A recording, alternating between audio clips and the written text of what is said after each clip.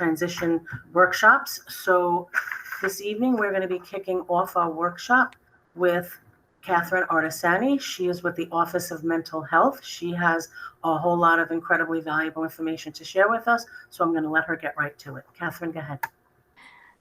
Welcome, everyone. Thank you so much for taking time out of your night to spend some time to learn some new information. And thank you for Massapequa for hosting this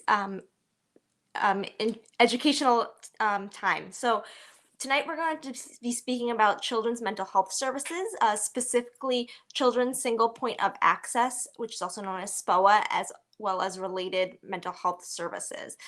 So I am a social worker from Nassau County's Department of Mental Health, Office of Mental Health, Chemical Dependency and Developmental Disability Services. And we, through the county, have a program called SPOA, which is a way that individuals can access mental health services going through one single channel. So you would apply directly through our office, and then we can assist in helping to connect families to the most appropriate level of care and the most appropriate services that your family may benefit from. So the services that we do have range from age 5 to 21. So if you do have a young adult in your home who is over the age of 18, they technically can be connected to adult services, but do know that we do go up to age 21 for some of our services as well. So at that point, individuals would have the option, which is nice. If you are working with a particular program, you wouldn't necessarily have to discontinue working with them once your child or family member became 18 years old. We have in-home services available as well as residential services. Our in-home services are services that would come to your home or wherever is most available for you, if it's a park or maybe a community center. They do offer right now virtual and telehealth services if you are not comfortable having individuals meet in your front yard or neighborhood. So they are offering a hybrid models if that is something that you are more comfortable with, but they are offering in-person visits as well, as long as everyone is wearing masks and being appropriate and socially distanced. Our in-home services that we do have range in intensity, and we can really help guide you at which service may be most appropriate for you.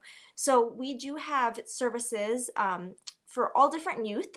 We have non-Medicaid care coordination. We have a program called CCSI, a program called CCCT. We have health home care coordination services.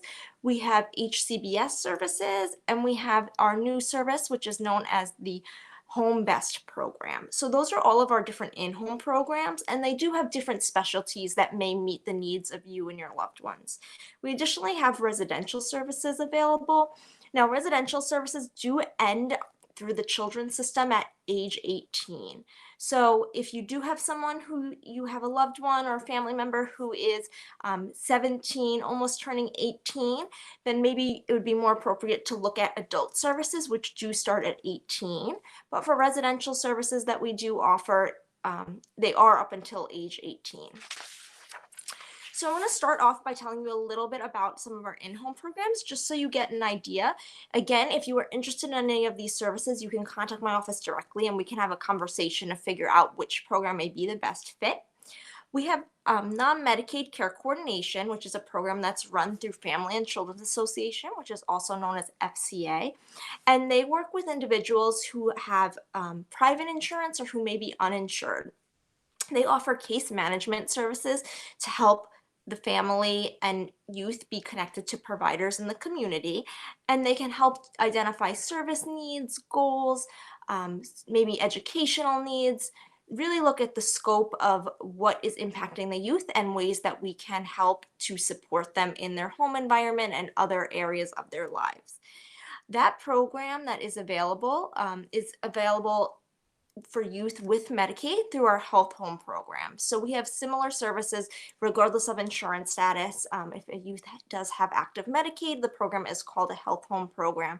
If they have private insurance, they can be connected to comparable services known as non-Medicaid care coordination services.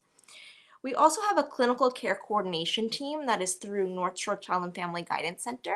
Now, this team has an expertise of working with youth who are high risk. This program does only go till age 18, and it is for youth who have tried traditional outpatient therapies or interventions and have not had the most success. So if you have a family member or loved one who may be very anxious or depressed and not really leaving the home, or they're not really engaging in outside services, this may be a service that may benefit them. The service would help to link the family in the home and provide that in-home treatment with the goal of hopefully having the youth stabilize and be able to be linked to outpatient traditional treatment. That is a really great program for families who maybe the youth is feeling a little socially isolated or you're having difficulty engaging them. North Shore Child and Family Guidance Center also has the Coordinated Children's Service Initiative program, which is CCSI. And that program is an in-home program for youth up to age 18 who have multiple systems involved. So system may be involved is the mental health system if the youth does have a mental health diagnosis, and anything else that could be considered a system, such as maybe a special education, a medical need, if there's any CPS or any DSS involvement, anything else that would really be considered another system that could be involved with the child's life would make them eligible for this program. And this program really has that care coordination piece, but they do have the expertise in working with youth who are in more than one system to make sure that the systems are in communication with each other and the youth is not falling between the cracks. The new program that we do have is through Federation of Organizations, and it's called the Home-Based Empowerment Support Team, also known as HomeBased. This program is a new program that we are very happy to have, and it is an intensive in-home program that is really made to prevent hospitalization or need for out-of-home placement.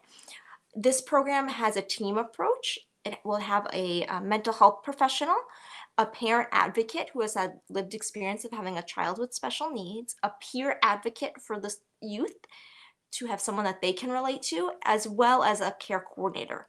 And this program, again, is really there to offer that more intensive support in the home environment to help the youth succeed with their family, with their natural supports, and in their home. The programs that we have for our in-home services, they really range in intensity. So we do have some services that are a little more intensive and maybe would offer more support or more visits in the home. And we have other programs that maybe come a little less frequently in the home. So maybe a program that is a little less frequent, if you have a very busy schedule, would be the better fit for you. So we can have those conversations. Before I did mention, we do have care coordination services for youth who have Medicaid, and that's called HomeHome Services. If you do have active Medicaid, there's additional services that are available through the HomeHome that we can offer called HCBS. And those services, as well as CFTSS services, are available if you do have Medicaid. So if you have a youth who does have active Medicaid, or are working with a youth who has active Medicaid and you're interested in those services, please let me know, and we can definitely be in touch about what that might look like for you.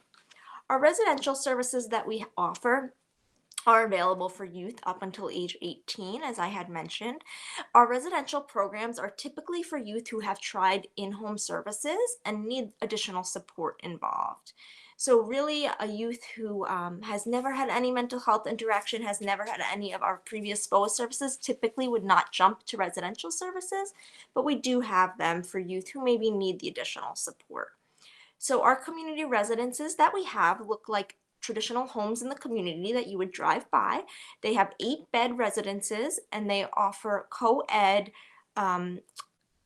beds, and they are supervised by staff 24/7. The staff are trained and able to help support the youth and stabilize the youth, as well as educate them and offer support and guidance to the family in order for the youth to return back home and be successful. The typical length of stay in a community residence is 6 to 9 months, and the youth is expected to go home on things such as weekends, as well as a lot of family involvement.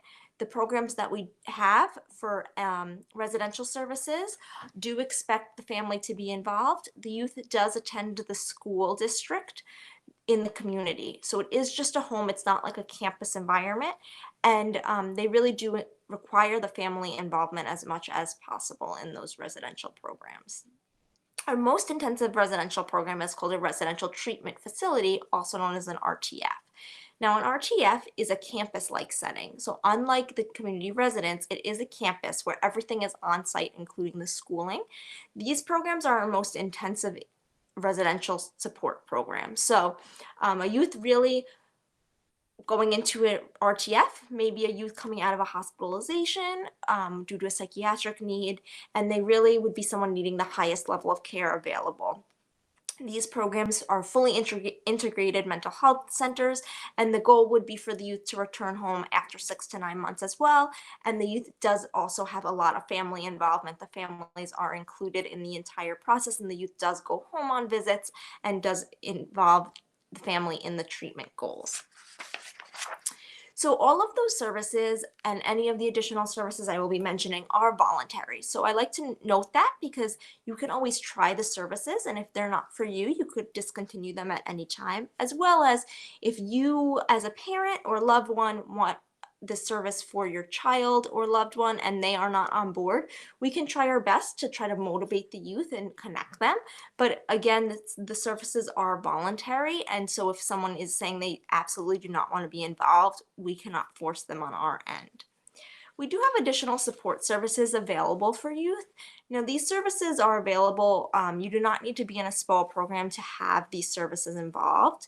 And we have a crisis respite program, and that is a program which is normally 7 to 14 days of overnight stays in a crisis respite program for youth who have mental health conditions who may need some time out of the home to kind of restabilize and refresh and recharge before going back to their home environments. It's really used to avoid hospital stays or emergency room visits and can really help youth who may need that stabilization outside of the home.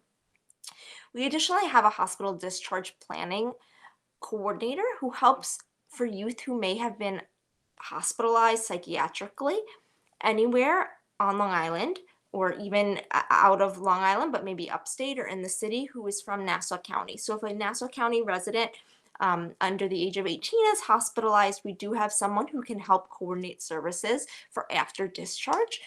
She can be in communication with the family and educate the family about options and services that are available and help to collect the paperwork and documentation necessary to ensure that the youth is connected with services once they return back home.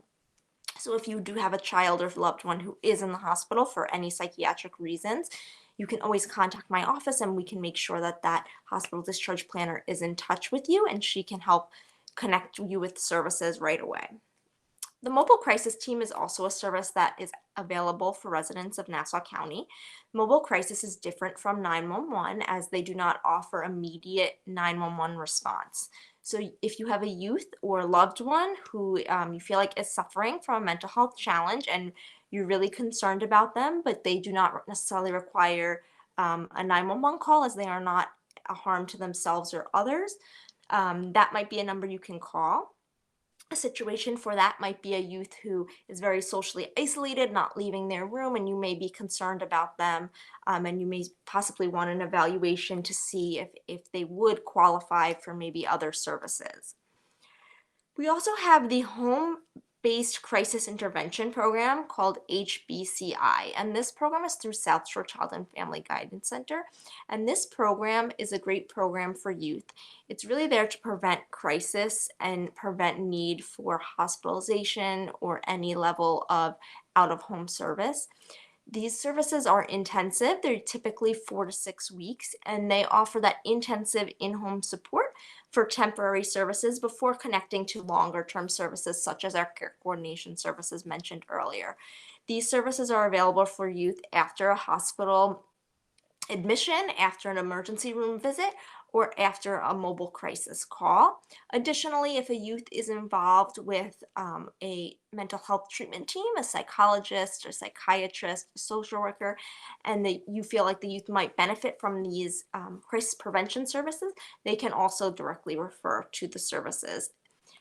We also have parent advocates who have had lived experience of having a child with special needs, and they offer support groups and educational information sessions, and also offer one-on-one support for family members or guardians who have a child who may have some special needs. So again, all of these services are separate from the SPOA services. So if you have a child with any sort of special needs and you would like to attend a family support group, a parent support group, receive those services, you can receive them without necessarily having that in-home support if that is something that you're interested in. The services that we have, they do require our in-home services a mental health diagnosis. So if you have a child who you feel needs to be evaluated, they've never been evaluated, or you're thinking that they may benefit from that, you can reach out to my office and I can help guide you in the direction of maybe some local providers who can offer those evaluations to you. The county does have relationships. They do fund different clinics in Nassau County. So those clinics must accept individuals regardless of insurance status. So if that is a concern, definitely let me know and we can help connect you to any of those clinics available, and they can do those evaluations for you. If a child is already evaluated, has been diagnosed, we can connect you to any of these services. Again, if you do have someone who is the transition age individual, we do have those in-home services that do go up to age 21. So realistically, it would be up to the family and youth to decide once the youth turns 18 if they want to continue with children's services, or they can transfer to adult services, but we do offer them through the children's service and they can stay up until their 21st birthday, which is very nice because we really like to have that bond with the youth and work well with them. So we want to continue that instead of having to switch them over to maybe a different worker, a different program, new services upon their 18th birthday. So we're really excited that we can continue to work with individuals who are at that time and really help with that transition, maybe graduation from high school, starting a career, maybe trying some college classes, that the youth can remain working with that program and they can help in that transition age. We additionally have services available for youth who have Medicaid, known as Children and Family Treatment and Support Services. These are services for anyone under age 21 who do have active Medicaid, who may have a mental health or substance use need. These services do not require the diagnosis before receiving them. So if you do have active Medicaid or are working with someone who does have active Medicaid and you think that they may have a mental health challenge or substance use need but never been diagnosed, they may benefit from these services. So they do offer these services and they almost are able to start as early intervention services, so you do not need the full diagnosis before receiving them. Again, if you do have a diagnosis and you have active Medicaid, you can receive them as well, but they just do not require the clinical documentation to get started. So the services that I've mentioned do require an application. So the application is available on the Nassau County website. The application can come from anyone. So the school district can start it, a family member can start it, the youth can start it themselves, a provider can start it. Anyone can submit the application, and we do require paperwork for the application. So if you are interested, I would highly recommend that you reach out to my office and I can walk you through the steps. Some of the paperwork we require for residential services versus in-home services is different. So I can tell you exactly what you would need to submit. The paperwork that once we receive the paperwork, we would work with the family and work with our providers to determine which program would be the best fit based on the youth's current needs and the family's choice of which program may be the best fit for them. The other thing about our services is that our services do not necessarily take the place of traditional therapy. So if you already have a treatment team in place, maybe a therapist or a psychiatrist or psychologist, these services just work in collaboration with those providers who are already in place, and they can really help to wrap around services in the home. If you have one of those providers in place and you're not happy with them, or maybe you want a second opinion, our providers can work to help find you and link you to a new person, as well as if a youth maybe has been diagnosed and is not currently in active treatment, we can still take you through our services and then connect you afterwards. So we really can work with you no matter where you are on that spectrum. If you're currently working with someone, like I said, we don't take the place of working with that person. Our providers would just get the necessary consents and work with that provider who's already in place to offer additional services and wrap around in the home or maybe the school environment. And if you aren't connected, then the providers can still work with you and hopefully connect you to someone if that is something you are interested for your longer term treatment goals. The services that we do have, again, you can apply on our website through Nassau County is the application form. Currently, due to COVID, the best way to submit applications is via mail or emailing it directly to me. So I will share with everyone my phone number, and that is the best way to reach me, and my email address. So that way, if you have any questions, you can email me directly or call me. And again, you can let me know what's going on either in your family member's life or your loved one, whoever you may be working with, who you think may benefit from the services. And I can kind of walk you through the process as to what documentation is needed and what might be the best fit and what the youth may be eligible for. So the best way to reach me is 516-227-7057. Again, it's 516-227-7057.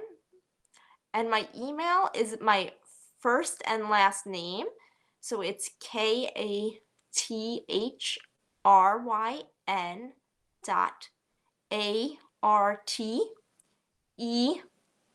as in Sam, ANI at HHS Nassau County NY.US. So I know that's a pretty long email address. You can always call me and I can go over that with you. But we can definitely provide you with as much information and tell you about the services that your loved one may be eligible for.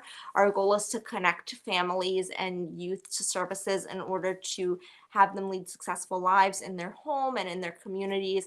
And we offer a wide array of services based on your needs. So again, we do offer services that are a little less intensive, or we offer more intensive services, and we can really wrap services around if your youth is struggling and you feel that they may benefit from more intensive services, and they are voluntary. So we can provide services and then you can try them and see what you think. And if a youth is maybe in one of our less intensive programs and they are still struggling, or maybe something changes and they might need something a little more intensive, we can kind of bump up the services and offer more intensive services. If a youth is in an intensive program and is doing really well, or maybe your schedule changes and you want something a little less intensive, we can also provide you with a similar program that offers a little less intensive services. So we try to be as flexible as possible to really help you to be what's working best for you and what will help your youth and loved one be successful in the best way possible. So I know we only have a few more minutes. I don't know if anyone has any questions. Catherine, hello. Thank you so much. There are some questions. I will take a look at them. So what I did was I put your email in our chat box, so I can share that out. I'm going to send a follow-up email after all of our workshops are done. So I'll send one email for everybody with all the information condensed. So somebody was wanting to know, can you please clarify about the residential options pre and post 18 years of age? So I'm thinking, when you had said that youths can have housing opportunities up until 18, but I don't think they're so clear on what happens after 21. Like, so it's 18. Of course. So our residential services do go up until age 18. So if a youth is in the residential program before their 18th birthday, there's a chance they can continue until they're done with their treatment, as long as it's appropriate and there's a special waiver that has to be put in place. If you're looking for services for a youth and they turn 18 and they're not in a residential program yet, technically they do need to go through the adult housing process, which is called SPA housing. It's SPA. Now, the SPA housing process is similar to this process that we have here on the youth side. They do have different levels of residential programs, but do note that the adult services are for adults age 18 through as high as they go. So the programs do have, they try to do their best to have a young adult program, but the residential services do span across the lifespan of 18 plus. So some of the programs might have 40-year-olds and 20-year-olds. So just be aware that the age range, for adult after 18 for residential, it's just adult and children. Whereas for the in-home, we do have that spot where a youth can really be, or a young adult can be working with the children's side or the adult side. Thank you. I think that does clarify. And I agree. I think that many people, of our school age children, they tend to think that, when they hit the adult services, they're going to be with students and peers similarly close in age to their child. And, post-secondary really does span the lifetime. Right? So where would the youth stay in the crisis respite state? I think they were going back. You had mentioned that there's a crisis respite. Yeah. So we have a crisis respite program. The crisis respite program, again, it's through age 18. We'd have different providers. So that's something that if you are interested, I can definitely, please reach out to me. I can put you in touch with our crisis respite coordinator. They have different programs based on age that are located different areas. So that's something that it would be kind of situational dependent. But they are 24/7 supervised residential programs that are staffed by trained providers. They're not necessarily a community residence because it's more short term. A community residence youth are typically there for a longer period of time, a few months. So the youth typically are there 7 to 14 days, but it is a staffed, supervised, 24-hour supervised setting. Okay. I think one or two more. How long does the process usually take for a diagnosis from a clinic to then the beginning of services? So if a youth has been diagnosed, we can get you services pretty quickly. If you have never been diagnosed before, that really depends on where you would like to go. So as I mentioned before, I can provide you with information about clinics in the area that may be appropriate. Some clinics offer wait lists. Other clinics have a triage program. Actually, North Shore Child and Family Guidance Center has a triage program for high-risk youth, almost like an urgent care where they'll see youth more quickly.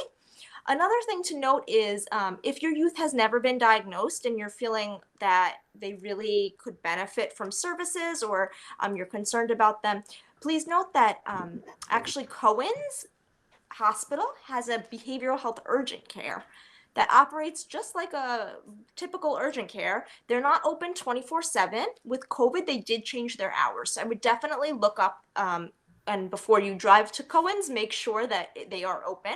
But they do offer an urgent care where they have a psychiatrist and mental health staff on site who can do those immediate evaluations if your youth is needing that level of care. If you have not been otherwise evaluated and you're looking to go to one of our clinics, the clinics right now typically are offering hybrid, which is that in-person or telehealth. So depending on your desire, if you want in-person or telehealth, that could probably impact maybe a wait list time. But once a youth has been evaluated, we have meetings weekly where we evaluate the applications that come in. And most of our programs do not have, at this moment, long wait lists. Sometimes things change, but as of right now, we would be able to link you with a program right away once we have that application. Thank you so much. And I think there's just one last quick one. Do we contact you directly to get support with filling out an application? What's really the best way to get this application filled out? Sure. So you can contact me directly. I can definitely walk you through. The application itself is pretty self-explanatory. It's really demographic information and then some information about what's going on with the youth. So I can definitely walk you through it. If you would like, you can call me. I can go over exactly what needs to be filled out on the application. If a family member does not feel comfortable filling it out themselves, you can always, as long as you give consent, I can speak to maybe a school social worker or someone involved who may be involved in the youth's life if they're going to fill it out. If they need that support as well, whoever is going to fill it out, I can walk you through the process, explain to you exactly what needs to be filled out and how to submit it. Catherine, thank you so much. We are so appreciative of your time. This was such an incredibly filled workshop with so much wonderful information for us and our families, and we do appreciate you taking your time to join us this evening. Thank you. Thank you. Thank you. And feel free, everyone, you can feel free to contact me. I know it's a lot of information, so I'm Thank always you so available. much. Have a Thank wonderful you. evening. You as well. Bye.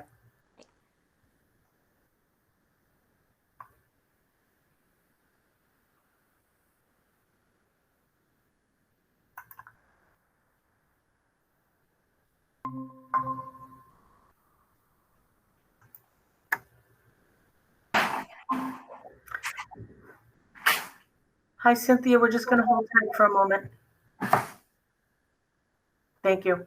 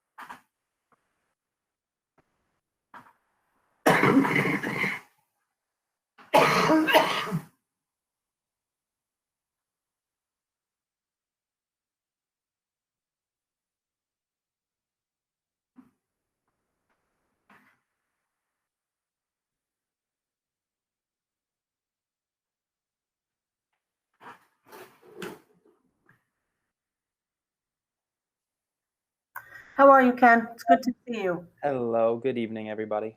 All right, so I'm going to give the cue in a moment for us to begin, and then I will introduce you. Okay. All right.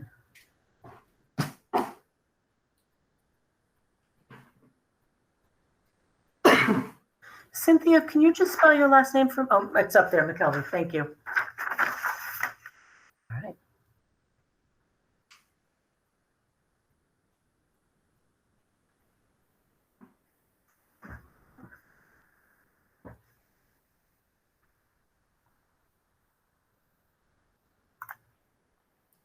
All right, so good evening again, everyone. Our next workshop is going to be a presentation by Ken Anderson, Cynthia McKelvey from the Long Island Regional Partnership, and I'm going to let them get started right away. Welcome, everyone. Awesome. Thank you so much. You're welcome. So, I'm Ken Anderson. I'm one of the 3 transition specialists for the Regional Partnership Center at the community from the Center of Community Engagement at Long Island University Post. And I'm here with my colleague, Cynthia McKelvey. She's a resource and referral specialist from the Family and Community Engagement Center, the FACE Center. So I don't know if you want to say hello, Cynthia. Hello, everybody. Nice to be here. So we're happy to be back. Some of you may have seen part of this presentation 2 weeks ago. 2 weeks ago, I was here with my colleague, Jenny Anderson, who is a professional development specialist from the Family and Community Engagement Center. But unfortunately, she wasn't able to be with us tonight. But we have someone just as good as her, Cynthia, with us. And Cynthia, like I said, is a resource and referral specialist from the FACE Center, and we'll go into our roles and a little bit of what we do shortly. So we are the Long Island Regional Partnership Center, which is where I'm from. That's one of the grants that are housed at Long Island University. And the other is the Family and Community Engagement Centers. So we have both the Early Childhood Center and the School-Aged Children Centers. And we're both part of the Educational Partnership from New York State Department of Education. So we were asked to come here tonight to talk a little bit about what we do, our trainings, and our team. So this is today's goals. So we want to give you an overview of the New York State Education Department, NYSED's Office of Special Education Partnership and the related initiatives. We want to provide a description of the RPC, which is where I'm from, and the FACE Center, which is where Cynthia is from. Introduce our regional level team and the services we provide, and then give you guys a chance to ask comments, ask questions, or share comments. We know that you may have gotten a Google Sheet or a Google form, so if there's a chance at the end, we could have some time for questions, or if Grace sends them to us, we could always follow up with you afterwards.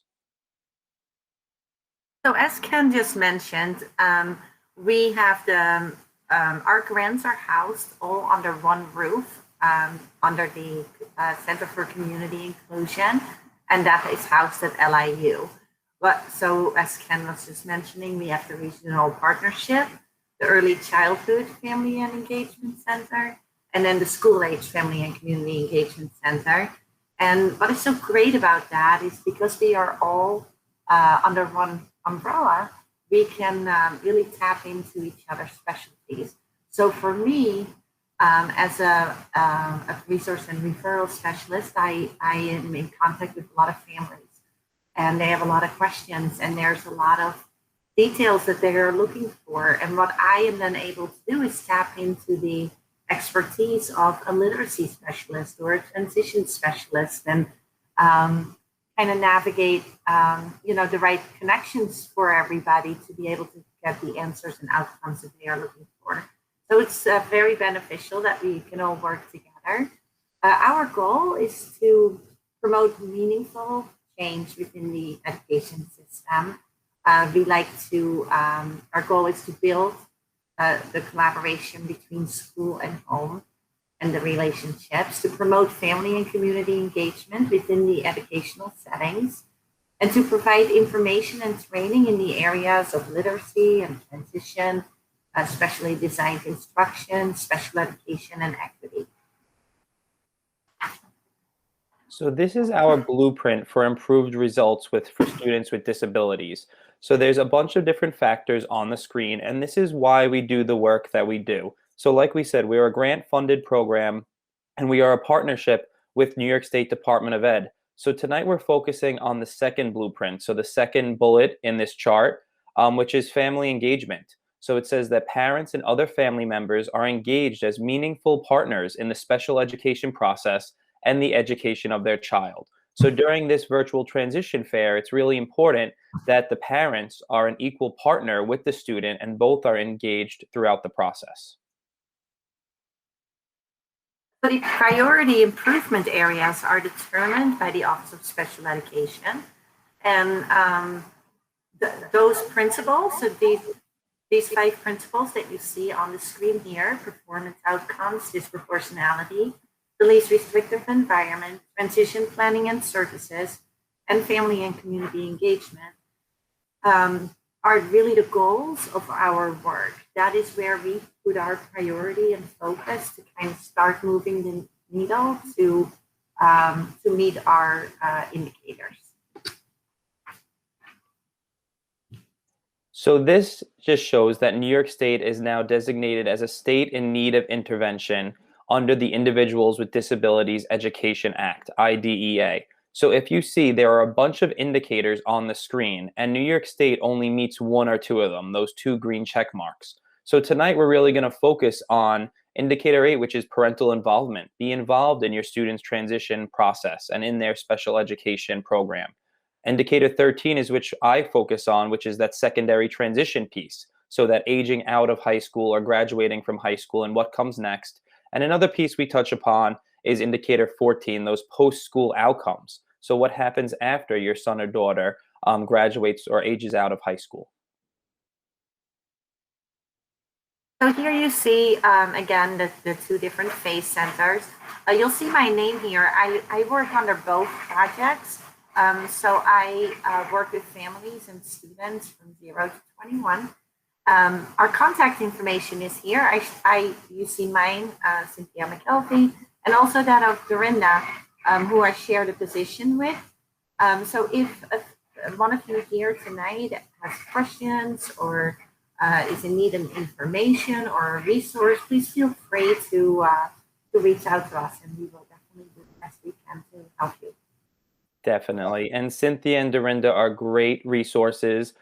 They could either point to someone at the regional partnership or at the FACE Center to help out, or have other resources and referrals throughout the island, because we work from the western tip of Nassau, all the way out to Montauk Point. And this is the Regional Partnership Center. So this is where I am part of. So we are all under our system change facilitator, who is Lisa. And then you could see the specialist areas that we have specialists in. So there's 3 transition specialists, myself, Donna, and Kristen. You may have seen us on a couple of trainings or heard of Donna and Kristen before. We have 3 literacy specialists. We have a culturally responsive educator. We have 3 behavioral specialists. We have a special education trainer, and we have a specially designed instruction professional as well. And we're all working together collaboratively to best serve Long Island and help you guys, the school districts, and the students. Are the stakeholders that we serve? Well, that's a very wide range of people. That starts with the students, the families and caregivers, community partners, government agencies, early childhood and school-age professionals and administrators, early childhood programs, public school districts, approved private day and residential schools, special ed schools, state-approved schools, and state-operated schools. So basically, any educational setting and the population who attends and serves the students there. And now we're going to go into the topics that we provide trainings on. All of our trainings are free. We used to do them solely in person, and over the last year and a half, obviously we've been changing with the times, and we've been presenting on Zoom mostly. We've done some on Teams or WebEx or on Google Meet like tonight. But all of the trainings that we provide, like we said, are free of charge, and we'll talk to you about how you can attend these trainings. And Cynthia went over the list earlier of community members, community agencies, school faculty members, parents, and sometimes even the students themselves can attend our trainings. So this screen just goes over the topics related to transition, which is why you're all here tonight. So we talk about self-determination, and sometimes that is confusing because you could think, oh, is that self-direction or student-directed? But self-determination is really the key point in making sure that your son or daughter is part of their transition process. That's the self-advocacy skills, the self-knowledge, the self-awareness skills. We talk about diploma and credential options in one of our trainings. So we talk about the local diploma, the Regents diploma, the advanced Regents diploma, as well as the 2 additional exiting credentials, the CDOS credential and the skills and achievement commencement credential, and what those mean if your son or daughter is alternately assessed, or how to get the CDOS as a standalone credential or as a pathway in order to get a diploma. We talk about Agency 101. That was previously called Navigating Adult Services, but that we go in depth into a lot of the agencies that you may hear from tonight. We talk about Access VR, OPWDD, the independent living centers on Long Island, both in Nassau and in Suffolk, any student disability service centers at colleges. We go into Office of Mental Health, and we talk about the Commission for the Blind as well. We have the transition assessment to inform the development of the IEP. So all of your students need to have a transition assessment every year. So we talk about a couple of different free assessments that you could access online or in person. Transition for families, which we're actually presenting tonight as well. And that's a great one for learning about this transition process and being part of the family during this transition process. Indicator 13 training, which is that indicator that we talked about, that I talked about on a couple slides ago. We have a CDOS training that we go in depth into that CDOS credential. And we have a new one called Student Directed IEPs that we have both for professionals and for families. and talking about having the student direct their own IEP process. So then the topics related to special education and family engagement include a training that is for the parent member of the CPSE and CSE. So some of you may have had a parent member at your CSE meetings in the past.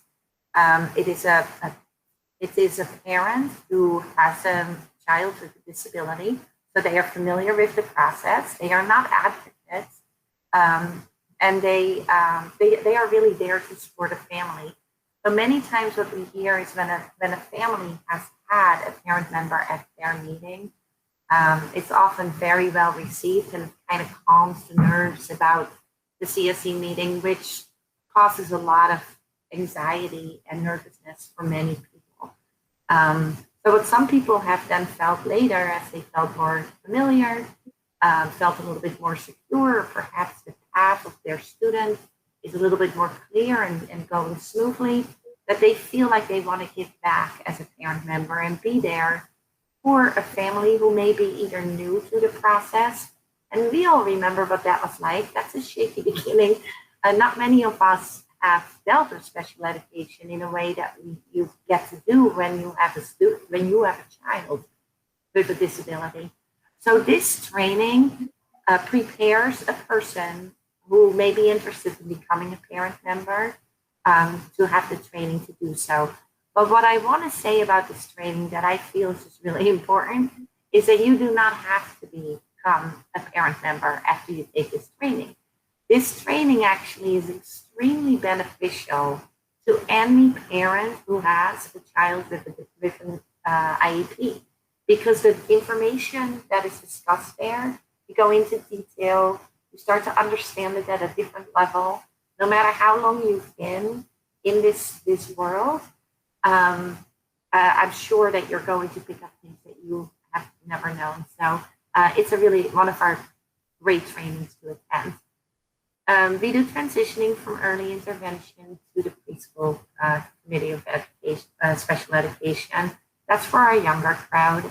The transitioning from CPSE to kindergarten, we all know that that's a pretty big transition, even if your children do not have a disability. So when an IEP is part of that transition, it's nice to be prepared and informed with what the changes will be.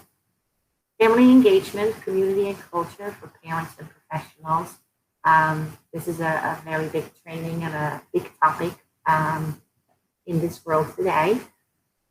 Transition for families, one of my favorites, and probably speaks to the crowd here tonight. It explains really the why of why we are doing all this transition planning, and what is it that the family can do to help support this plan, and why is that so important? And we're not asking parents to have another to-do list or for the school not to do their part, but it is really about how do we collaborate together so that we get the best outcomes for the student.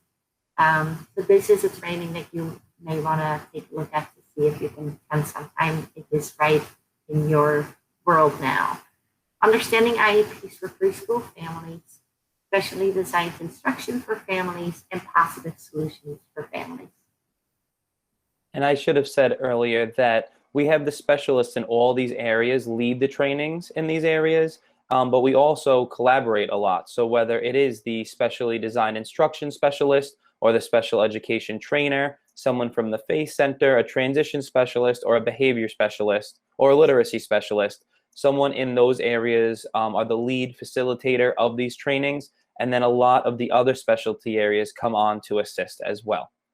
So we also have topics related to academic instruction. So explicit direct instruction, EDI, specifically designed instruction, which is SDI, which is really catering that those lessons to specific students and their needs, national reading panel, implications for instruction, identifying and intensifying interventions, what to do and how to do it, which is a great one, and how to support your child's vocabulary development, which is really for the younger crowd as well, but we figured we wanted to put all of the trainings that we offer to parents and community members on here tonight. Then there are some specific topics or trainings that are geared towards challenging behavior. There really is no age limit on that. So there is classroom management, functional behavioral assessment toolkit, the FBA and behavior intervention plan series, and family engagement and the FBA BIP process.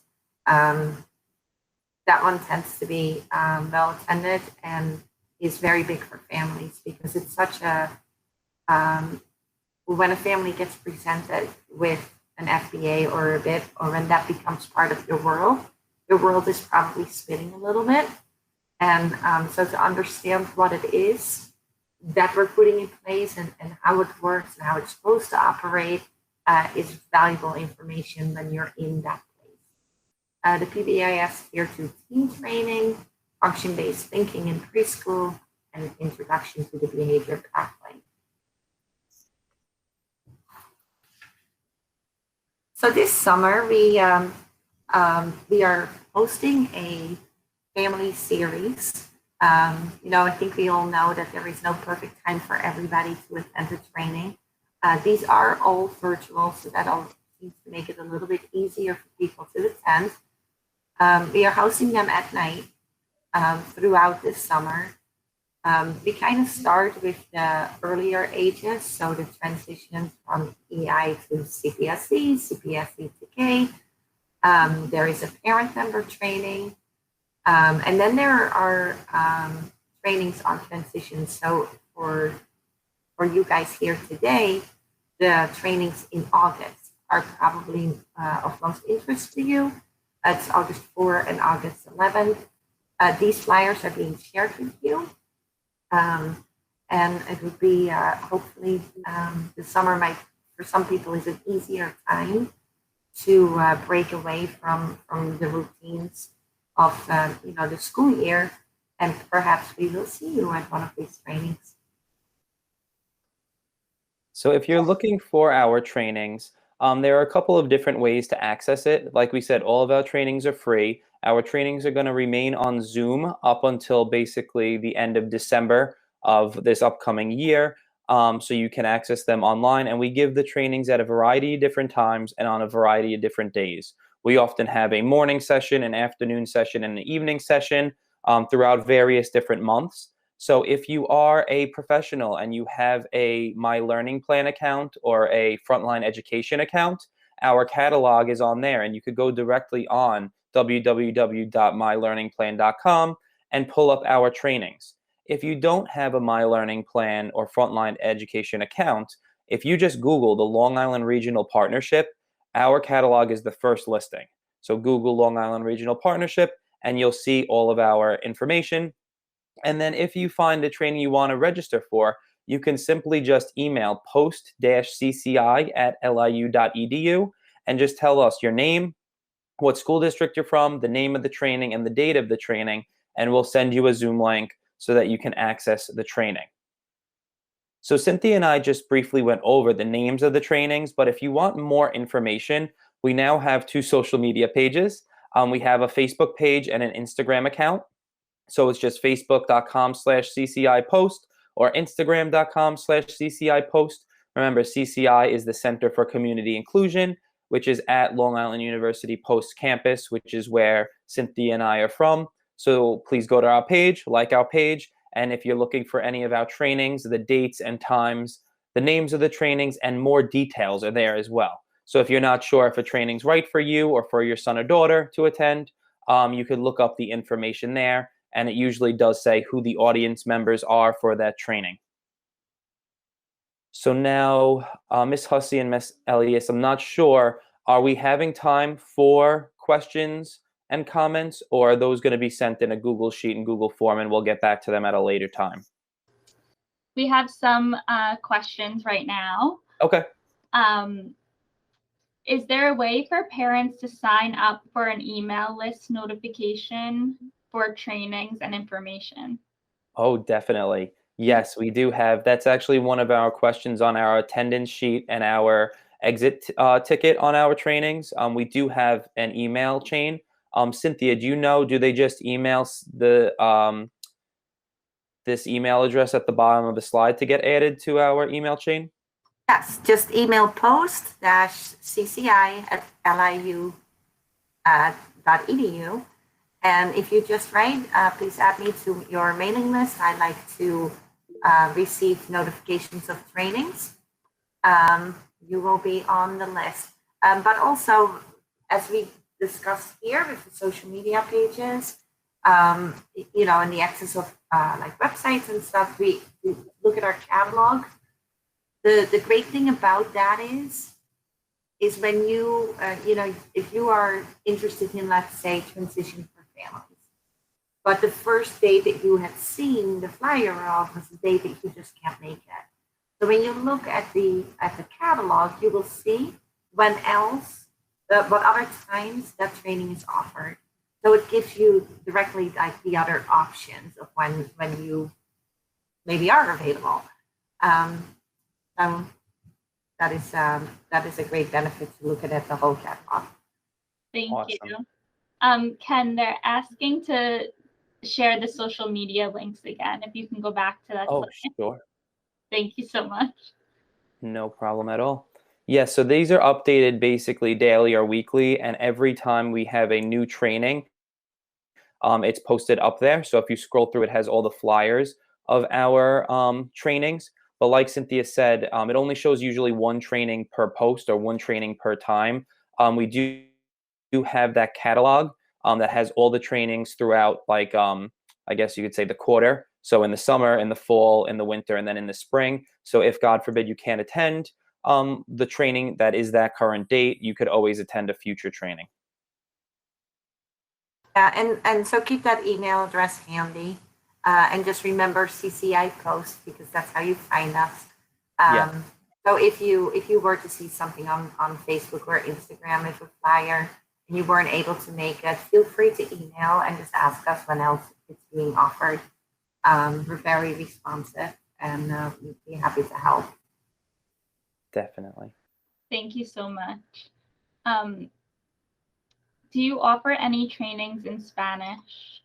Oh, great question. So yes, we do. We actually have, there are kind of three different methods that we're working on. We have some trainings that are presented entirely in Spanish. So we have Spanish-speaking presenters, and then we have the specialists in those areas also on at that time to answer any questions that can be translated. So the slides and the presenters are both in Spanish.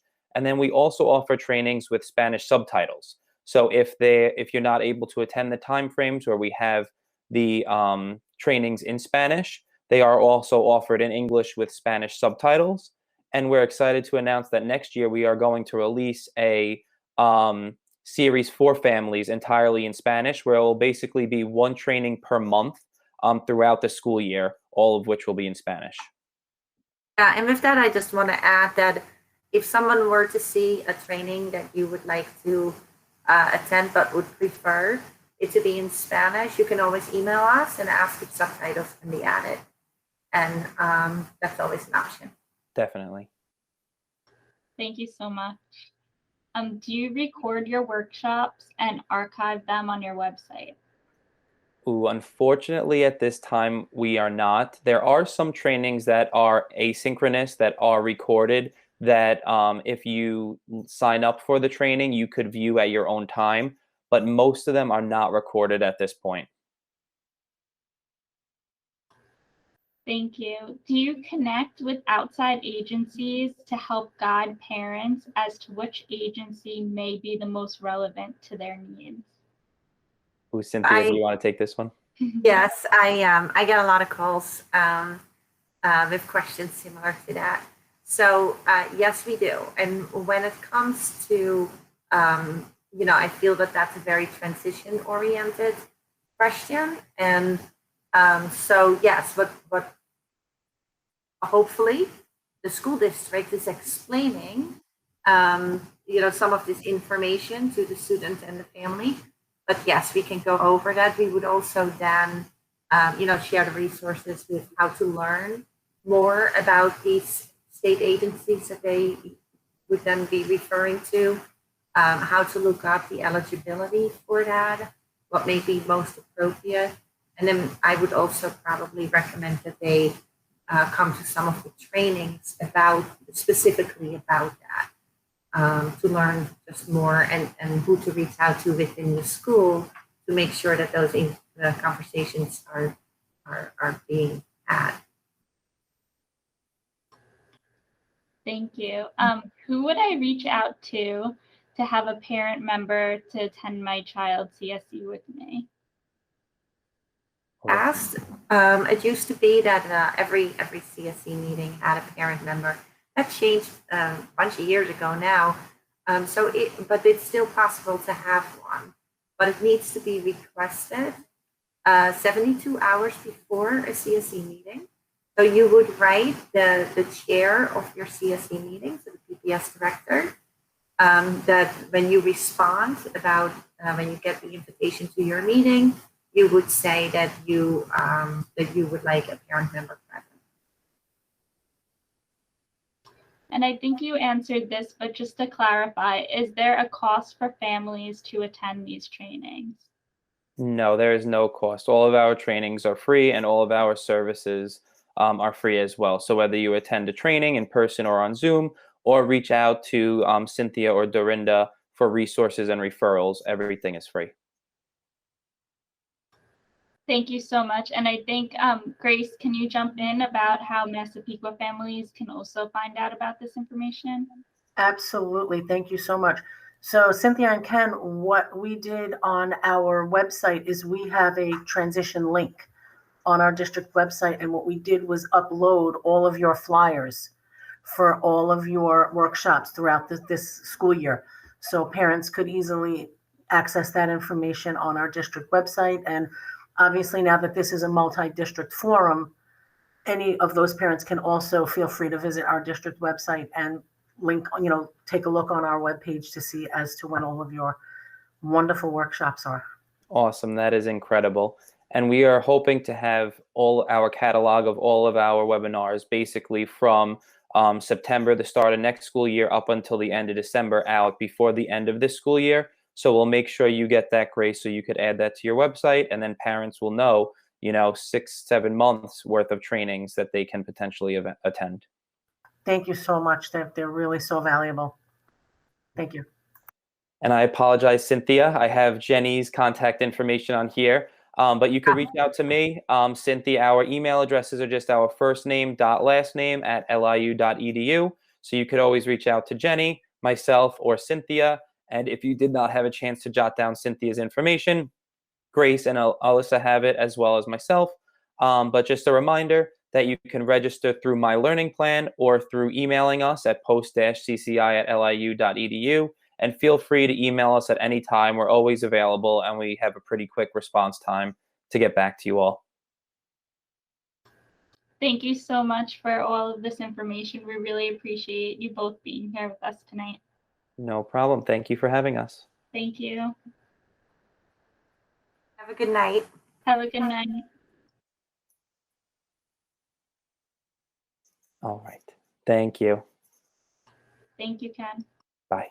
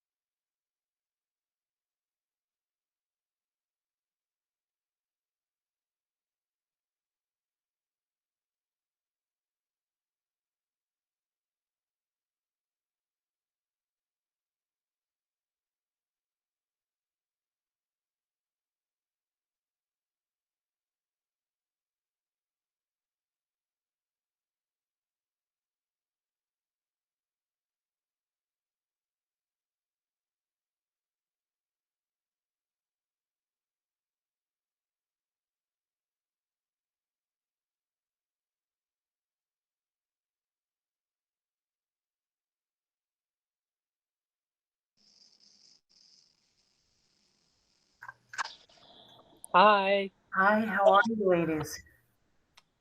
doing good. All right, so we're going to get ready in just a moment. Okay.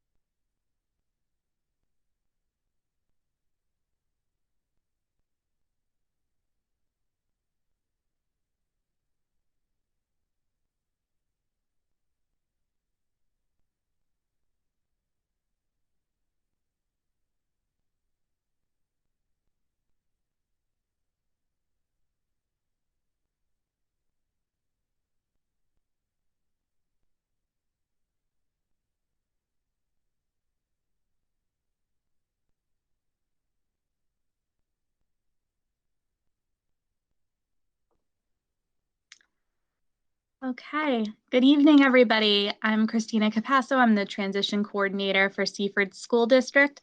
We're here this evening with a presentation from Susan McCormick and Erin Casano from the Long Island Center for Independent Living. So go ahead whenever you ladies are ready to start.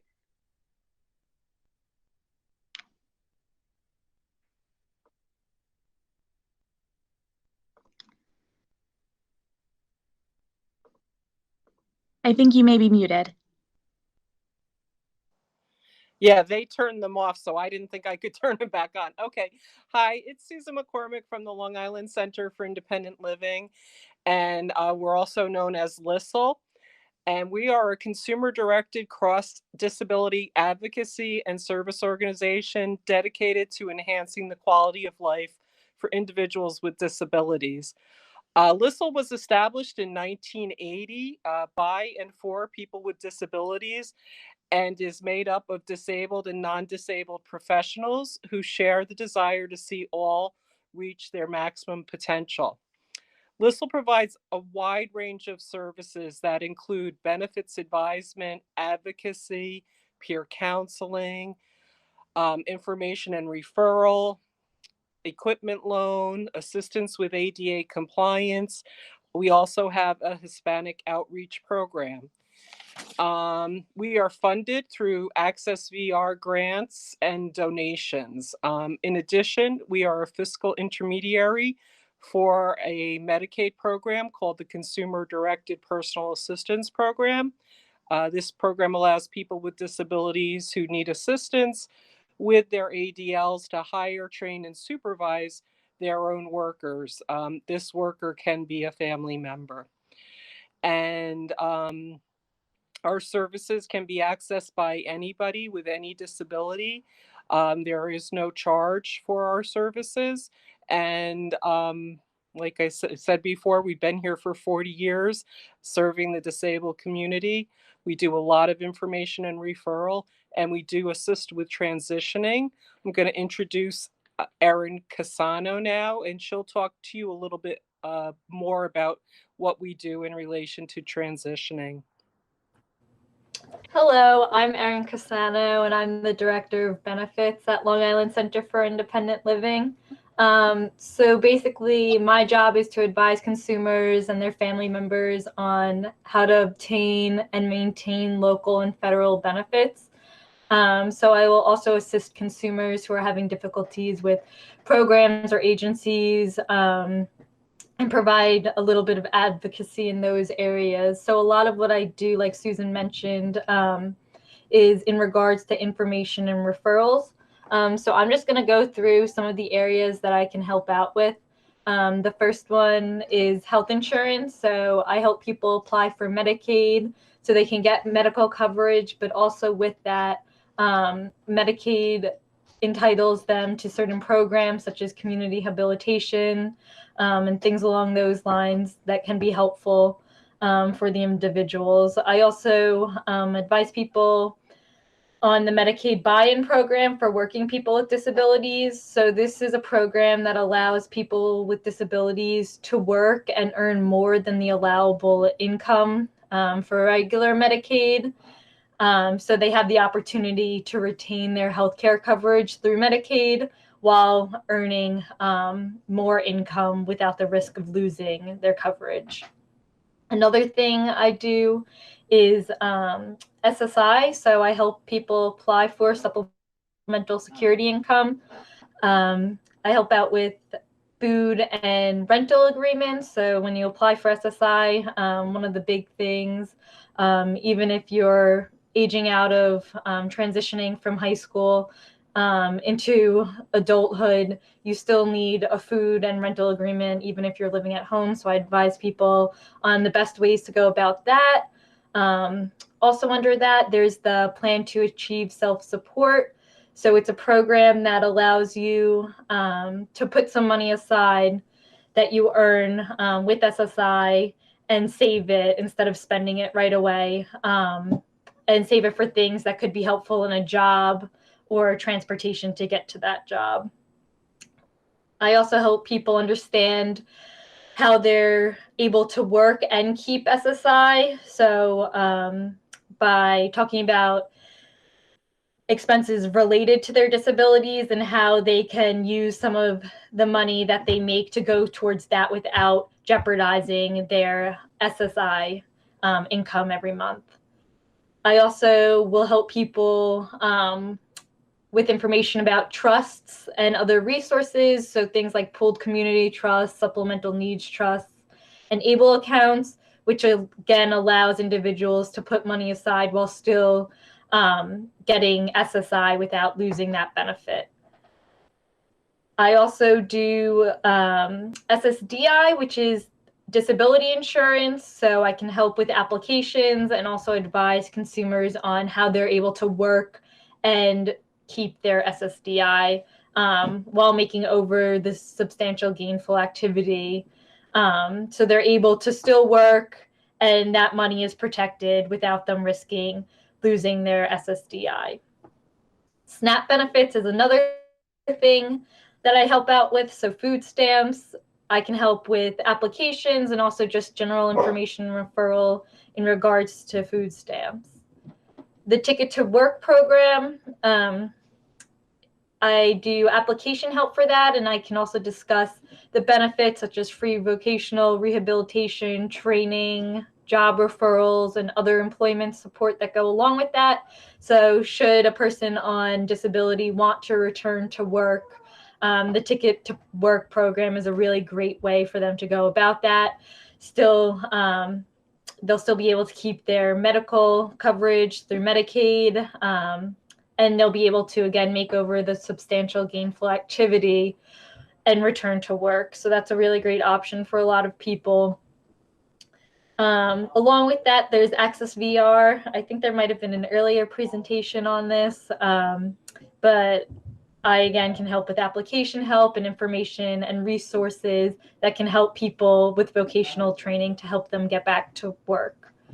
A big thing that I cover with people is 17A guardianship. So once an intellectually or developmentally disabled child reaches the age of 18, he or she is deemed a competent adult by New York State. So in order for parents or the caretakers to continue to provide support in their role of guardianship over the individual, they need to apply for 17A. So recently, fairly recently, New York State opened up a DIY forms program for 17A guardianship. So it's a system where instead of going through the court and having a lawyer do it, people are able to do the forms on their own. So that's something, forms I can connect people with and information I can give to people and kind of help them out in that sense, getting guardianship. On the legal side of that, I can direct people to legal services. We do a lot of referrals to either nonprofit or legal services that will help people with low income or disabilities get things such as guardianship. So there's also referrals to that I can make. And then benefits for children under 18 or survivors benefits and disabled adult child benefits. So similar to SSI, supplemental security income, this kind of falls under that. But if a child is disabled before the age of 18, or if they're surviving a parent, they might be entitled to certain things in regards to SSI. And then I also have a wide variety of resources that are disability specific. So depending on the information and the disability, they could, I have resources that can specifically meet the needs of individuals. And aside from that, like Susan also said, we do peer counseling. So just talking to people and helping them figure out what's best. And that's pretty much all that I do. I think we were going to open it up to questions if anyone has any questions at this point.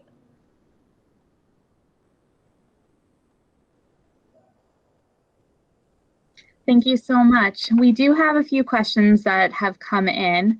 One of them would be, do you help people apply for and navigate the OPWDD system at all?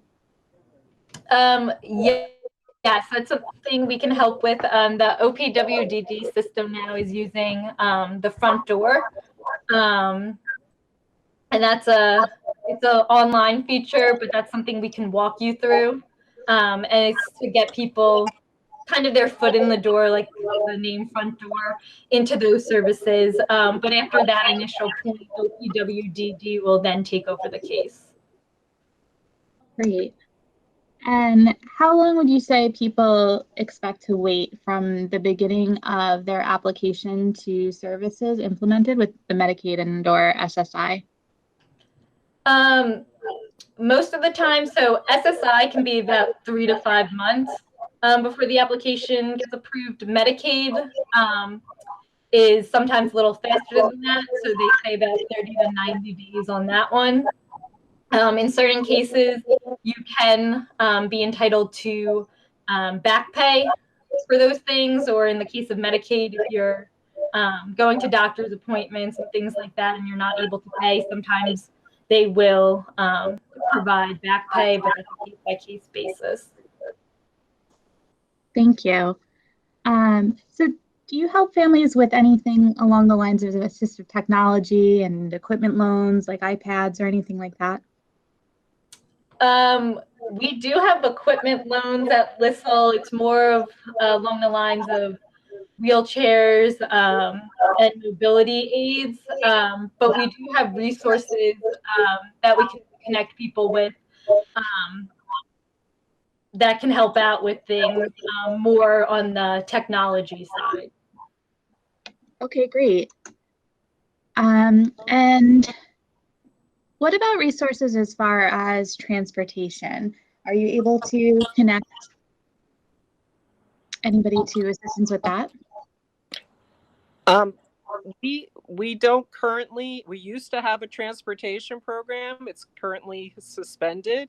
We had our own transportation program, but other than that, we could we would refer them to Medicaid medical transportation. Anything else, Erin? There are some other services such as Able Ride. A lot of that's Medicaid based, however, but I don't think I have anything else.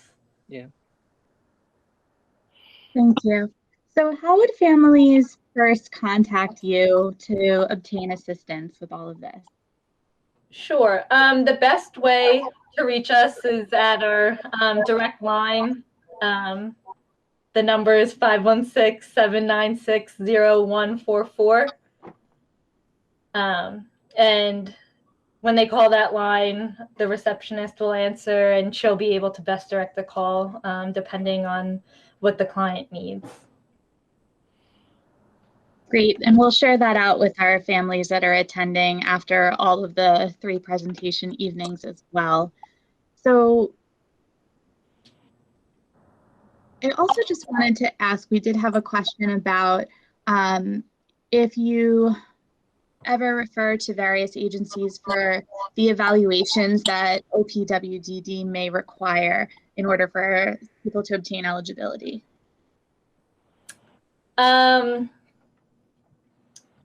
I think that's more through OPWDD. We do have some resources.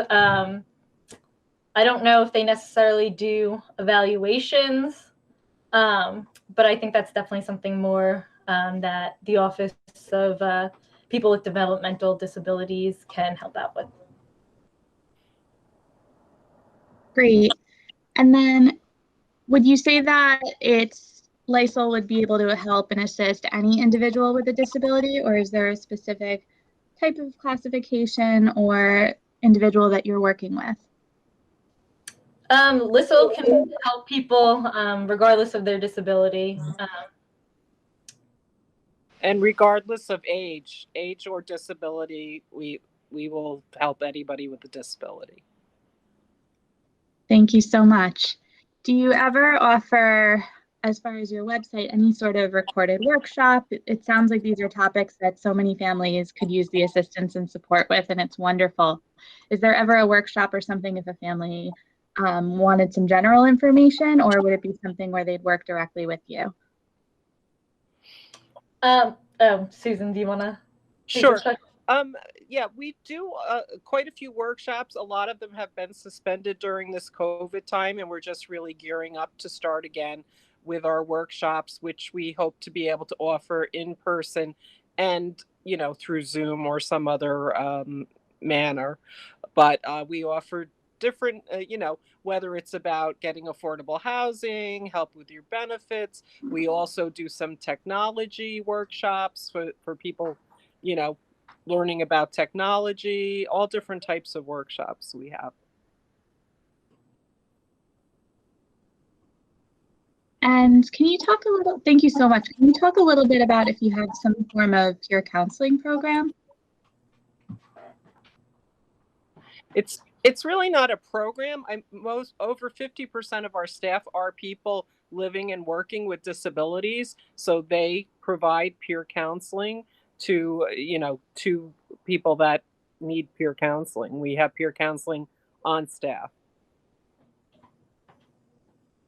Thank you so much. We really appreciate your time this evening and coming in and presenting on something so valuable and important for our families. We will share out your contact information and that phone number with our families after this evening. We did have one other last minute question that came in. Somebody's just asking about what's the difference between SSI and Medicaid? Are you able to have both at the same time? Yeah, so when you apply for SSI, Medicaid is included with that. Some SSI is supplemental security income.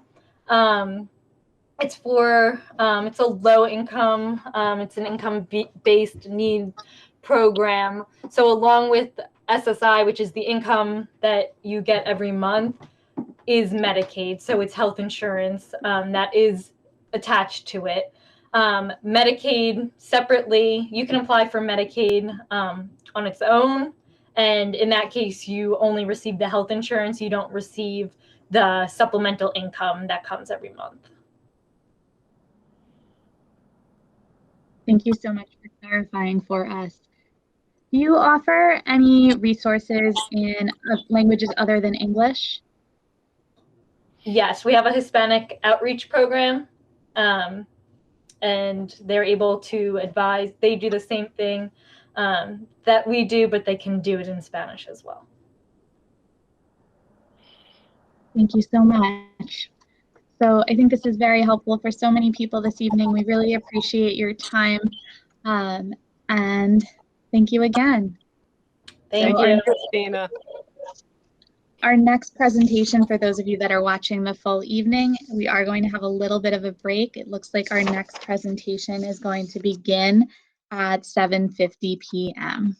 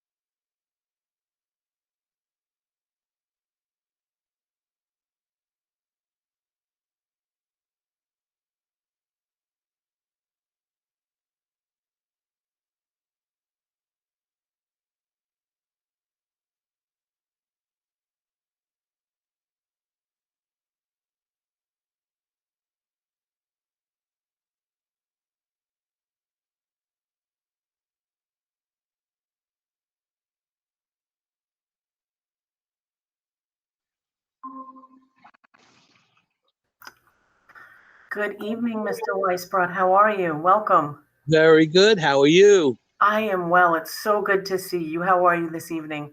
I am doing well. You know, we just did a workshop, so we just scrambled. I got off one. He's still on the other one, and then he'll eventually join us. Your lovely Heather told us all about that. She's the best.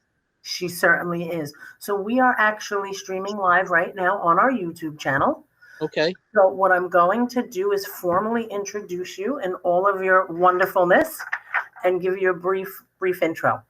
So, ladies and gentlemen, this evening, go ahead. I'm sorry, Ms. Weisbrot. No, I was just going to say, it said there guardianship. Is this supposed to be more on guardianship than just special? No, both.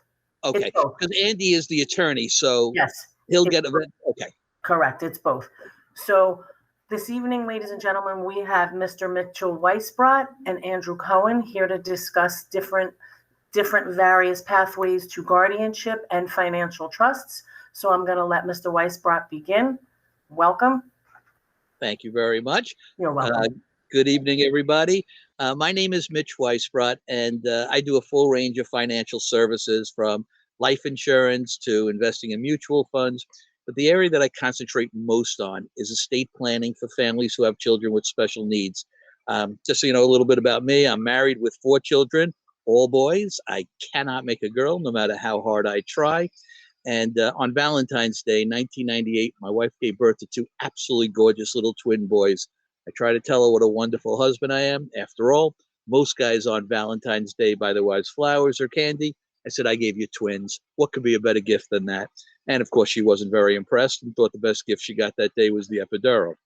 Anyway, when the boys were about 7, 8 months old, I noticed that they weren't doing some of the things I thought they should be doing, and I had concerns.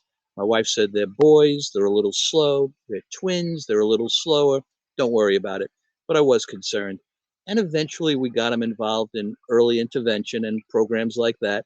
And finally, we took him to the head pediatric neurologist at Schneider's Children's Hospital, who told us, well, of course, you know, they're both autistic, right? And your world ends at that moment. I mean, how is that possible?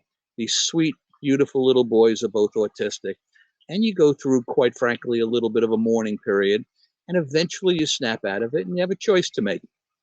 Either you could stick your head in the sand and assume it's all going to go away, or you can be proactive and do whatever you can to make sure that these kids' lives are as good as they could possibly be in every single way.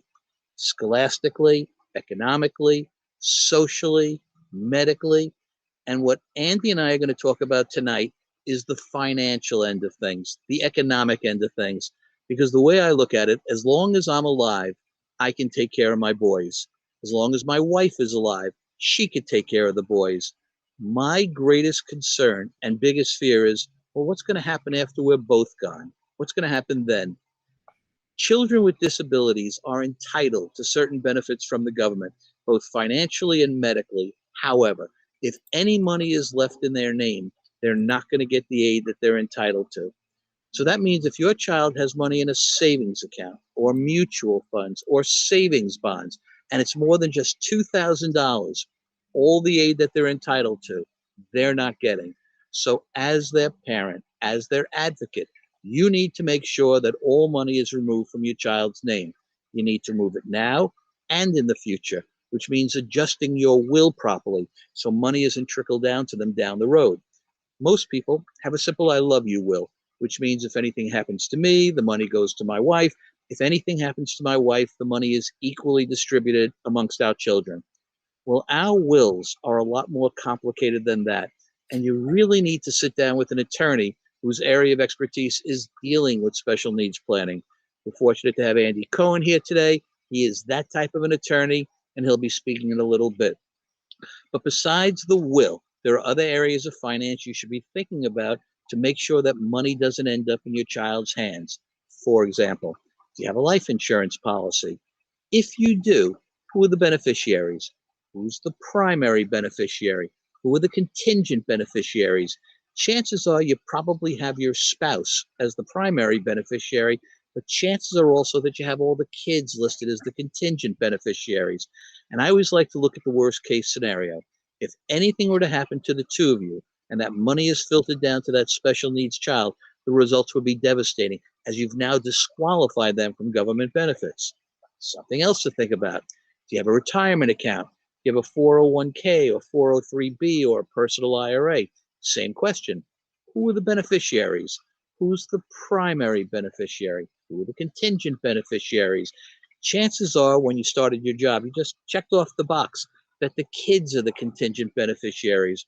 Well, you know now that that needs to be adjusted. It needs to be changed.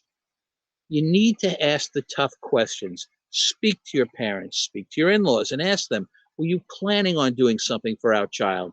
If you were, we really appreciate it. It's very generous, but you can't. And here are the reasons why. There are other things that they can do. So we have a dilemma. We obviously love our kids. We don't want them to want for anything. And we need to make sure financially that they will be okay.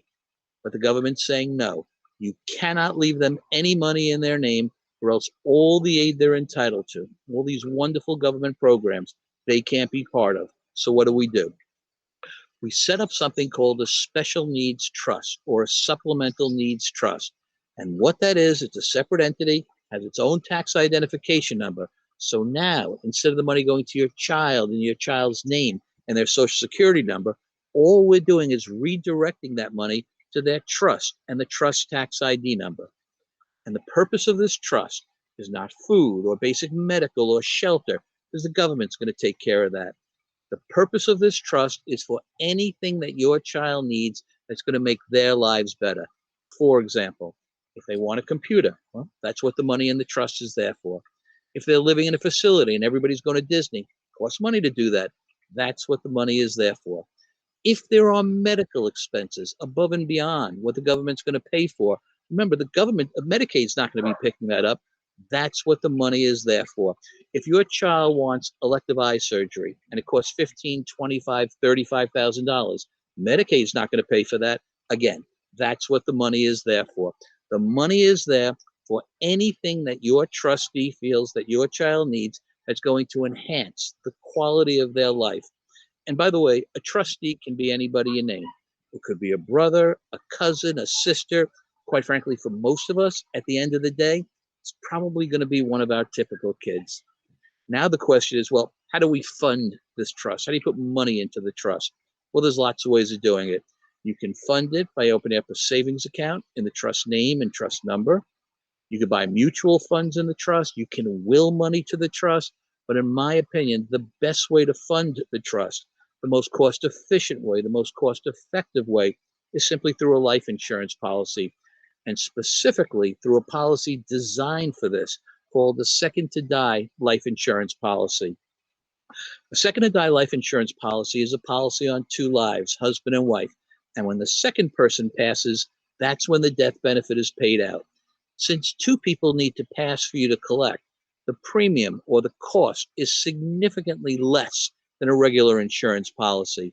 And what that means to families like ours is we can get a lot more benefit at a lot lower cost. Like I had said before, as long as I'm alive, I can take care of my boys. As long as my wife is alive, she can take care of the boys. When the two of us are gone, that's when the money absolutely has to be there. And with that Second to Die insurance policy, the exact moment when the money has to be there, it's when it's there, guaranteed. For those who are single, there are wonderful policies for you as well, where the death benefit is permanent and the premiums are pretty inexpensive. This type of basic plan allows me as a parent to sleep at night. No matter what happens in my life, financially, my kids will be okay. Whether I'm successful or I'm not, whether I live a long life or I don't. When the time comes that Jane and I are no longer around, our kids will be okay financially because we've taken these basic 4 steps.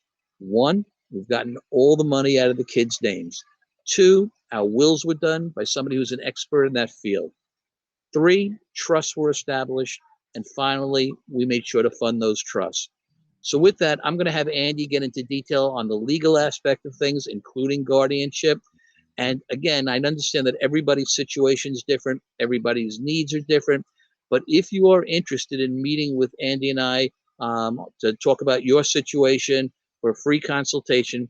You can reach me at 516-682-3391. So Andy, you'll take it from here, and then we'll just open up the floor to questions. Thank you, Mitchell. You can hear me? I hear you. Good. All right. Good evening, folks. I know we're a little time crunched, so I'm going to try to do this in a little bit of an expedited manner. And really, my role as an attorney is to help create an estate plan that fits your particular life circumstances. And I'm guessing, I'm sure for the most part, most, if not all, of the families on this virtual meeting have some kind of family member with a disability. Family member with a disability is entitled to a world of government benefits. The problem, of course, is those benefits are almost exclusively through the Medicaid system. Medicaid being a welfare program, it's a problem. You want to provide your child with the best of everything, and the government saying, no, if the child has a disability, they really can only get the proper supports and services through Medicaid. A lot of that funneling through the OPWDD system, which is 100% funded by Medicaid. So what do? We want to provide the best of everything, and the government really says, no, you can't. Well, a proper estate plan can kind of take hold of your fears and kind of turn it around and make it so that your family and family members are all protected. We start out with a special needs estate plan by doing a will. Most people have a will when they have their first child. It's kind of important just to have your assets allocated and name a guardian for your minor child. In this case, rather than just allocating money or assets to a child with a disability or disinheriting them because you want to keep them on Medicaid, your will should either contain language that is a supplemental needs trust or linked up to a supplemental needs trust. Mitchell mentioned the term supplemental needs trust before, but I'm going to elaborate a little bit on it. A supplemental needs trust is a specially designed trust fund that allows an individual with a disability, your family member, as the beneficiary of a trust, to receive all the money, assets, wealth that you can provide, not now, but in the future when it's really needed, when you're not around anymore. And the basic arc is, well, let the government cover food, shelter, basic medical programs and services. Those benefits from the government are extensive. They can total millions of dollars over the course of your family member's lifetime. The purpose of creating a supplemental needs trust, either inside your will or as a standalone trust linked up to your will, is to allow the money that you wish to have for your child for the quality of life things that the government won't supply, right? Things like clothing, furniture, electronics, vacations, dentist bills, entertainment. All those things are not going to be covered by the government, not covered by the Medicaid system. Having a trust that supplements what the government provides and providing your child with the best quality of life is critical. And I think the best way to really understand how a special needs estate plan works, how a supplemental needs trust works, is to give you an example, because that usually hits home for most families. In my illustration, we talk about three families: family A, family B, and family C. The first family, family A, says we're going to work hard and we're going to save hard. And at the end of the day, whether mom and dad have wills in place or not, their children are going to receive everything. Their typical child gets 50%. Their special needs child gets 50%. Well, of course, that's not a very good plan. Family A's special child, in receiving half of mom and dad's half of mom and dad's wealth and assets, now loses Medicaid eligibility. So we turn to the second family in our illustration, family B, who says, I know we need to pauperize our special child. We got to get all the money out of his or her name now, keep them eligible for Medicaid. And family B sets up their wills in sort of a half-baked kind of way.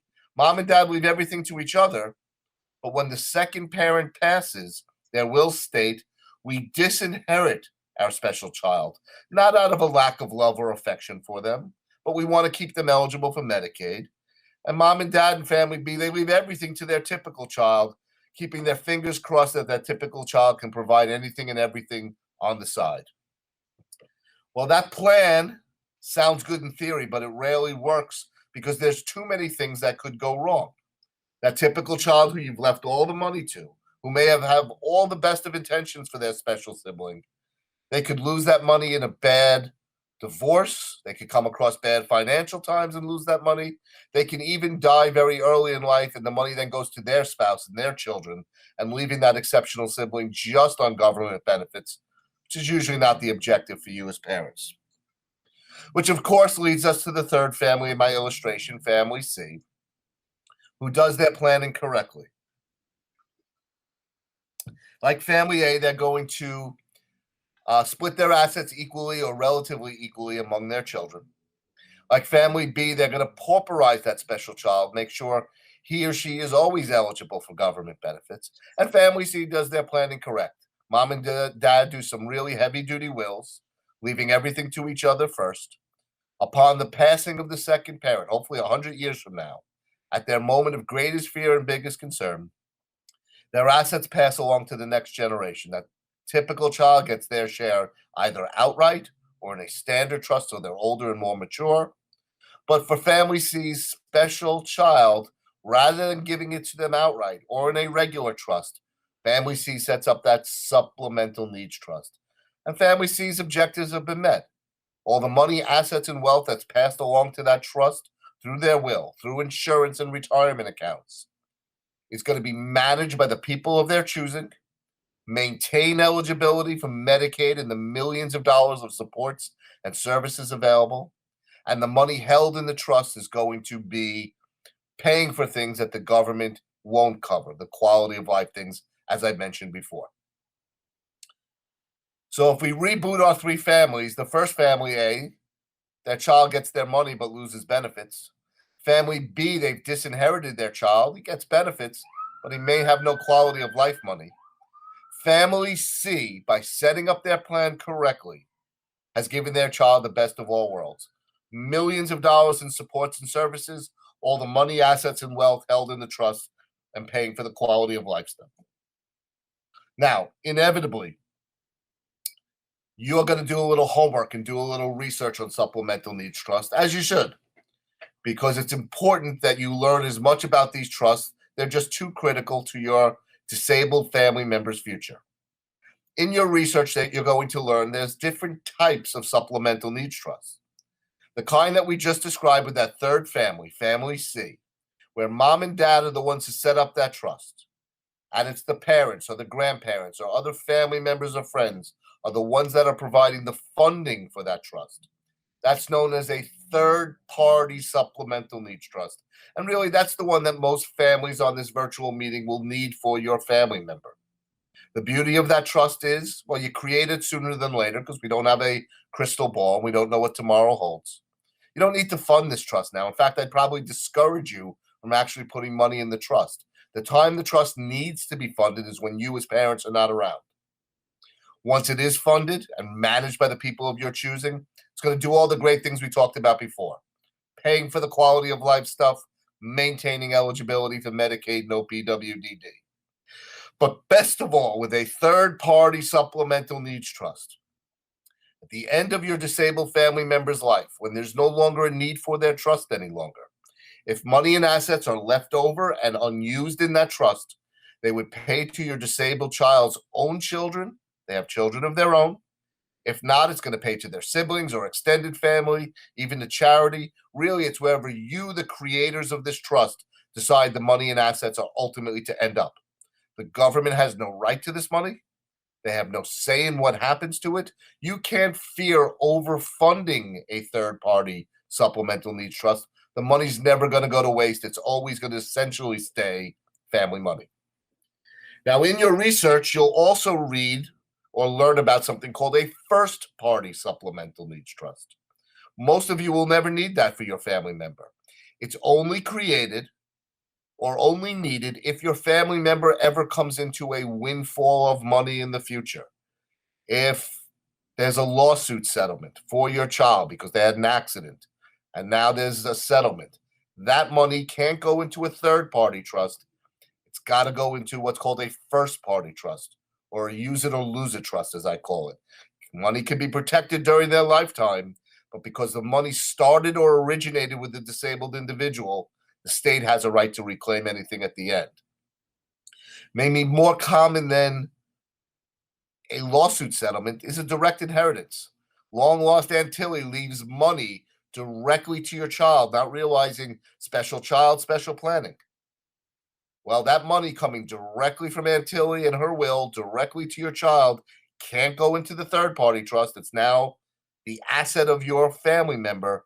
It can still be protected, but it would have to go into the first party trust, the use it or lose it trust, the one where the state has a right to reclaim any unused portion. The right course of action for Aunt Tilly or Uncle Fred or grandma or anybody else who's looking to do something financially for your child, let them know that you have the third party supplemental needs trust. They can gift money there. They can leave money under their estate plan, but the government will never have any right or say as to what happens to that family money. Third party trust, family trust for everybody. First party trust, use it or lose it, is only needed if your child is the one who's funding the trust with their own assets or income. I'll mention quickly also, there's something called an ABLE account. It's not a trust, it's a financial account. It's akin to a 529 educational account. But the 529A or ABLE account does allow for money and assets to accumulate in this financial account. Yes, there are some tax benefits to those who donate to this account. But ultimately, there is a cap, a ceiling on what can be held in an ABLE account. And the ABLE account also has that use it or lose it component, that whatever's used during lifetime, terrific, but anything left over and unused goes back to the state. It's not a substitute for the third party private family supplemental needs trust, which remains the gold standard of planning for keeping your family member with government benefits. Now, government benefits is a whole nother topic in and of itself. I'll just mention briefly, because time is limited, that when your family member reaches the age of 18, if they have less than $2,000 of assets and they have a disability which prevents them from working, they're entitled to SSI, Supplemental Security Income. Someone living at home, living in the community, can get roughly about $800 a month. It's nice, it's not life-changing money, but with that comes Medicaid. And as I mentioned, Medicaid is so critical and so important to your family member's future, covering everything from prescription drugs, hospital, medical. It may cover some kind of residential setting. And very importantly, OPWDD and all the programs and services that are available through the state are all funded through Medicaid. It's your job as parents and advocates to make sure your family member always maintains eligibility for Medicaid. It's too important to jeopardize. For some, rather than SSI, based upon a parent's work record, your family member may get Social Security, SSD. That parent is disabled or retired or passes away, that their child, even an adult disabled child, can benefit from that parent's work record. It's your job as parents, as advocates, to learn as much possible about the government benefits your family members entitled to, make sure they always remain eligible for them, but most importantly is keeping the Medicaid eligibility. The last topic I'm going to touch on refers to the issue of guardianship. For you as parents, you are the natural guardians from age 0 until the age of 18. And if something, God forbid, happens to you prior to your child turning 18, well, your will would dictate who could or should be the guardian for that child while they remain a minor. Once that individual turns 18, the law presumes they're typical, able, and capable of making their own decisions. And for some, if not many, on this virtual meeting, their family member will not be in a position as an adult to make self-sustaining decisions for themselves. They won't be able to understand and appreciate what it means to make medical and legal decisions. So what do? The law presumes that they are typical. You look at their IEP and their cognitive profile and know they're not able to make decisions as an adult. So there are 3 paths that you can go down. Once that individual turns 18, if they're high enough in function to understand what it means to sign off on a set of directives, a power of attorney, a healthcare proxy, a HIPAA authorization, naming you as parent or parents as their agent, It'll allow you to continue to advocate and act on their behalf, but without taking any rights away from them. Again, they have to be pretty high in functioning to truly understand those documents and feel comfortable that you're able to work with them and for them, having that agency through legal documentation. If your family member is compromised cognitively, where they're not in a position where they can sign advanced directives, there is a process called guardianship where you can go into court and become their legal guardian. There's a process called an Article 81 guardianship, which is expensive, and I consider a process of last resort. It's nice in that it's customized and tailored. The goal there is to take as little away from your family member as possible. Just cut away a little bit of rights that you need to be able to continue to make final decision making on your family members' personal needs or property management needs. But the other type of guardianship, the one that most of the families I work with end up doing, is for a family member who's got intellectual or developmental disabilities, significant deficits that prevent them from really making any life decisions. That guardianship is called a 17A guardianship, and it's done in the surrogates court in the county that you reside in. And essentially what a 17A guardianship is, it's an application to the surrogate judge outlining your family dynamic and that you have an adult family member or close to adult, in terms of being 17 and a half or 17 and 3/4, who can't make decisions as an adult for themselves. And the court doesn't take your word for it. They have to have the support of medical documentation, either 2 medical doctors or a doctor and a psychologist that can show where the IQ and the functional IQ stand for your family member, and that taking away all their essential rights is appropriate to protect them the right way. And the court requires all kinds of additional documentation that I'm not going to get into now. But ultimately, if the court is satisfied based on your submission, based upon your IEP, the evaluations, the medical certifications, that your family member really should have a guardian, a brief hearing is held. And if granted, a court order, a decree is then issued that names you as parent or parents as legal guardians for the rest of your family member's lifetime. And yes, while you'll be around forever, that 17A guardianship court order can have a standby guardian or another standby guardian. There should always be someone who has the legal authority to make important life decisions for your adult family member who can't make them for themselves, legally, educationally, medically, to make sure that they're living in a safe place, that they're getting to the doctor regularly, that they're spending their time productively. Your 19-year-old with Down syndrome or your 20-year-old with autism, if they're in an urgent care somewhere, the doctors there don't necessarily have to speak with you. Your child's an adult. Once you have that guardianship order, you have full entree to continue to advocate for themselves. Again, if your child's 13, 14, 15 years old, this doesn't need to be considered yet. But once your child crosses 17, or certainly 17 and a half and approaching 18, the process of guardianship certainly needs to be considered.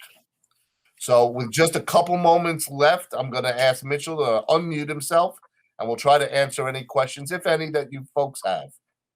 Mitchell? Yep, I'm here. Thank you so much, gentlemen. What a wonderfully informative presentation. We are so appreciative. Thank you, thank you, thank you. So we do have some questions for you. The first one, I believe we did touch on much of it as when is a special needs trust done, you addressed. When does when the individual comes into substantial money, but there was one piece of that. Okay, so what needs to be filled out either quarterly or annually for tax purposes? So with a supplemental needs trust, it, like any trust, it has a tax return that's due every April 15th. When your tax preparer is filling out the 1040 return for you individually, they can also fill out a 1041 return for the trust. And unless that trust is really significantly funded, where it's generating a lot of income, a lot of interest, there's likely zero tax liability until there's really significant money in that trust. But yeah, once somebody creates and has funding in a trust, we try to remind them every April 15th, you got to get your taxes done for that trust. Thank you. How long does it take from start to finish to obtain guardianship?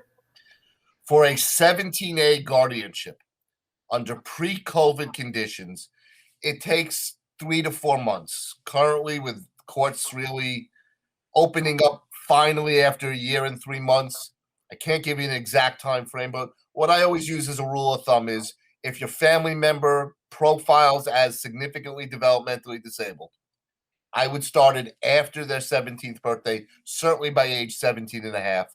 Give yourself 4, 5, 6 months of leeway.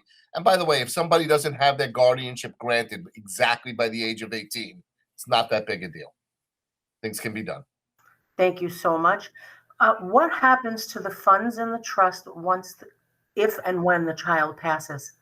Well, as I mentioned before, with a third-party trust that the families really need to explore for their own family member, when that family member with a disability passes and the trust is no longer needed, anything left over and unused in that trust paid to the disabled child's own children or can pay to their siblings or extended family. It's wherever the creators of the trust, the parents, decide the money and assets are ultimately to end up. The only time the government has a right to recapture or reclaim anything from a supplemental needs trust is when the trust is funded with the disabled individual's own assets or income, like that inheritance or a lawsuit that I mentioned.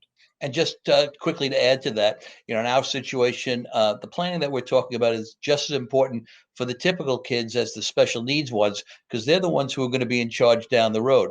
So in my situation, I want my 3 boys with autism to live in this house. They're happy here. They're comfortable here. They couldn't afford to live here. But when Jane and I die, we have $2 million of that guaranteed life insurance policy that goes to the trust. My older son, Stephen, will use that money to hire somebody to live in the house with him, pay the taxes, the cable bill.